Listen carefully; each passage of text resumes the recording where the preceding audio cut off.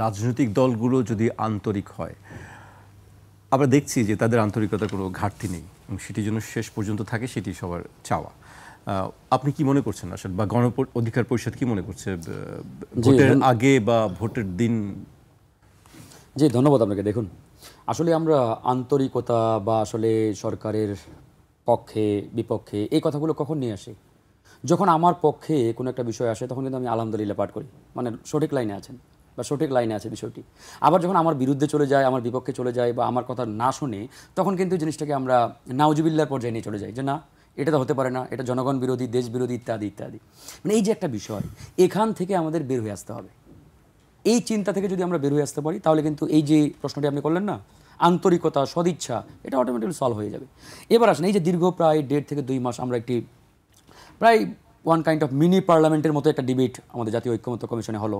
আমরা দীর্ঘ আলোচনা, সমালোচনা, পর্যালোচনার পরিপ্রেক্ষিতে জাতীয় ঐক্যমত্য কমিশন মোটা দাগে আপনার 84টা প্রপোজালে আসলে একমত আমরা হলাম আর কি, মোটা দাগে। তো সেখান থেকে কিছু কিছু রাজনৈতিক দলের কয়েকটি প্রপোজালে ভিন্নমত বা নোট অফ ডিসেন্ট রয়েছে। তারপরেও ওভারঅল 84টা প্রপোজালে সবগুলো রাজনৈতিক দল মত দিলেন। তো এখন আসলে যে জটিলতা তৈরি হয়েছিল মাঝখানে, যে আসলে এটা কোন প্রক্রিয়ায়, কোন প্রসিডিউরে বাস্তবায়ন হবে, এক্সিকিউশন প্রক্রিয়াটা কী হবে, এটা নিয়ে একটা জটিলতা তৈরি হয়েছিল। এরপরে গণভোট, এটা বের করা হলো আলোচনার মাধ্যমে। গণভোটের বিষয়ে সবাই একমত আমরা, যে গণভোট সবাই চাই। রেফারেন্ডামের বিষয়ে কারো কোনো ভিন্ন মত দ্বিমত নেই।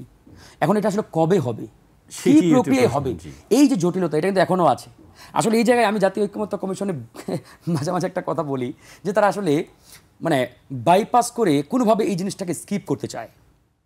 মানে তারা আসলে জনগণের যে ফোকাল, জনগণের যে ডিমান্ড, আকাঙ্ক্ষা, এই জিনিসটাকে বাইপাস করে কোনো মতে তারা আসলে এই প্রক্রিয়া থেকে নিস্তার চায়, মুক্তি চায়, এখান থেকে বের হয়ে যেতে চায়, যে কোনো মতে মানে বাঁচি, এরকম একটা অবস্থা। কারণ কি, এই কোনো মতে বাঁচার কথা কেন বলছেন?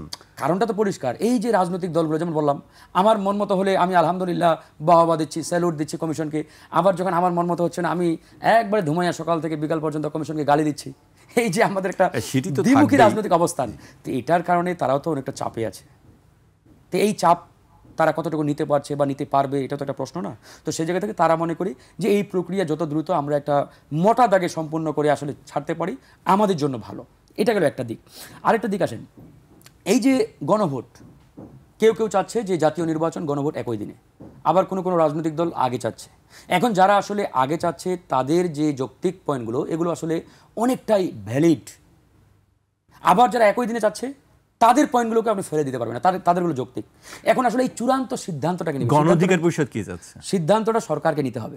আমরা বলছি আসলে দেখেন, আমাদের এখানে ফ্লেক্সিবল পজিশন, মানে আমরা রিজিড কোনো পজিশনে নেই, এনসিপির মতো। হ্যাঁ, না এনসিপির মতো বলতে না, আমাদের পজিশনটাই ফ্লেক্সিবল আগে থেকেই। এনসিপির পজিশন হয়তো তারা এখন ফ্লেক্সিবল বলছে, এর আগে তারাও রিজিড ছিল যে তারা আগে চায়।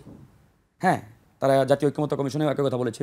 কারণ আমাদের পজিশনটা এই জন্যই ফ্লেক্সিবল, আমরা মনে করি রাজনৈতিক দলগুলোর সাথে আলোচনা করে সরকার যেটাকে অধিকতর যুক্তিযুক্ত এবং ভারী মনে করবে, যে আগে হলে ভালো নাকি আসলে একই দিন হলে ভালো, সেটাকে সরকারকে ডিসাইড করতে হবে, সরকারকে সিদ্ধান্ত নিতে হবে।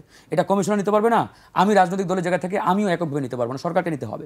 এখন আসলে এই যে দুটো পয়েন্ট, একটা হচ্ছে একই দিনে, একটা আগে, আমরা মনে করি আগের চাইতে একই দিনে হলে সবচেয়ে বেটার। কেন? দেখেন, যারা আগে চাচ্ছে তাদের যুক্তিটা কি? তাদের যুক্তি ধরেন যে একই দিনে হলে এটা বাস্তবায়ন হবে কি না, এরকম নানা রকম সন্দেহ ইত্যাদি রয়েছে। আমরা কেন একই দিনে চাচ্ছি? একই দিনে আমরা এই জন্যই চাচ্ছি যে ধরেন এরকম একটি গণ অভ্যুত্থান পরবর্তী সময়ে একটা জাতীয় নির্বাচন কন্ডাক্ট করতে কিন্তু হিউজ অ্যামাউন্ট অফ মানি এখানে আমাদের ইনভেস্ট করতে হয় বা এখানে ব্যয় হয়। এই যে প্রায় এবার বোধহয় 2000 কোটি টাকা বরাদ্দ হয়েছে আগামী জাতীয় নির্বাচনে, আপনি একই সময় আরেকটা নির্বাচন করতে গেলে মোটা দাগে এখানে 1500 থেকে 2000 কোটি আপনার আবারও ব্যয় হবে। তো এইরকম একটা অবস্থায়, যেখানে আমাদের ইকোনমি একটা টালমাটাল অবস্থার মধ্যে রয়েছে, আপনি আসলে এই হিউজ অ্যামাউন্ট অফ মানি আপনি ব্যয় করবেন কিনা? সেকেন্ড, এই নির্বাচনে সবচাইতে চ্যালেঞ্জিং যে বিষয়টি, সেটা হচ্ছে ভোটার পুল করা। আপনি দেখেন ভোটার পুল কারা করে, মানে এই যে ভোট কেন্দ্রে ভোটারদের নিয়ে যাওয়া, তাদের হানার পক্ষে ধরেন যে একটা শক্ত একটা অবস্থানে তাদেরকে দাঁড় করানো, এটা তো আসলে স্থানীয় প্রার্থী যারা তারা করবে। এখন আপনি যখন দেখবেন যে ফেব্রুয়ারিতে আমার জাতীয় নির্বাচন, আমার এমপি হতে হবে, আবার তার 1-1.5 মাস আগে একটা গণভোট, এখন আমি এত টাকা পয়সা খরচ করে এখানে জনগণকে নিয়ে আসবো, কি দরকার ভাই? করবে না। টাকা পয়সা খরচ করে নিয়ে আসতে হয়, এটা তো হয়। স্থানীয় রাজনীতি, জাতীয় রাজনীতি, আমাদের যে দীর্ঘ 54 বছরের সংস্কৃতি, ইতিহাস, এটাই তো বলে ভাই। সামনেও তাই না, আমরা চাই পরিবর্তন, কিন্তু এটা একদিনে আপনি পারবেন না, সময় লাগবে। কিন্তু আমরা পরিবর্তন চাই। কত পরিবর্তনের জন্য সময় চেষ্টা লাগতে চলছে। পারে ফারুক হাসান? এটা আমাদের সদিচ্ছার উপরে ডিপেন্ড করবে, আমাদের অ্যাক্টিভিটির উপরে ডিপেন্ড করবে, আমরা আসলে কেমন বাংলাদেশ চাই। আমি যেটা বললাম যে বাইরে গরম গরম বক্তব্য দিলাম, রাতের আধারে যদি আবার বিএনপির সাথে গিয়ে ওই আলোচনার টেবিলে সিট নিয়ে ভাগাভাগিতে বসি, তাহলে তো পরিবর্তন হবে না। আমি যদি বাইরে বলি যাবো না, ক্লিয়ার কাট, এটাই অবস্থান। কিন্তু অনেকেই আছে এরকম রাজনৈতিক দল, দেখবেন যে মিডিয়াতে বিএনপি 14 গোষ্ঠী উদ্ধার করে, জামাতের 14 গোষ্ঠী উদ্ধার করে, আবার রাতের আধারে বিএনপি টেবিলে গিয়ে কয়টা দেবেন, দেন দরবার শুরু হয়। তো এরকম পজিশন যদি হয়, তাহলে তো ভাই ওই পরিবর্তনটা এত সহজে হবে না, সময় লাগবে। আপনি কি এনসিপির কথা বলছেন? না, এটা কারা করছে আমি তো জানি না, এটা আপনি ভালো জানেন, তারাই বলবে। আসলে আমাদের অবস্থান একবার ক্লিয়ার। আমরা বলছি যে আমরা এখন পর্যন্ত 300 আসনের প্রস্তুতি নিচ্ছি, তবে জোটে নির্বাচন করার সমূহ সম্ভাবনা আমাদের রয়েছে।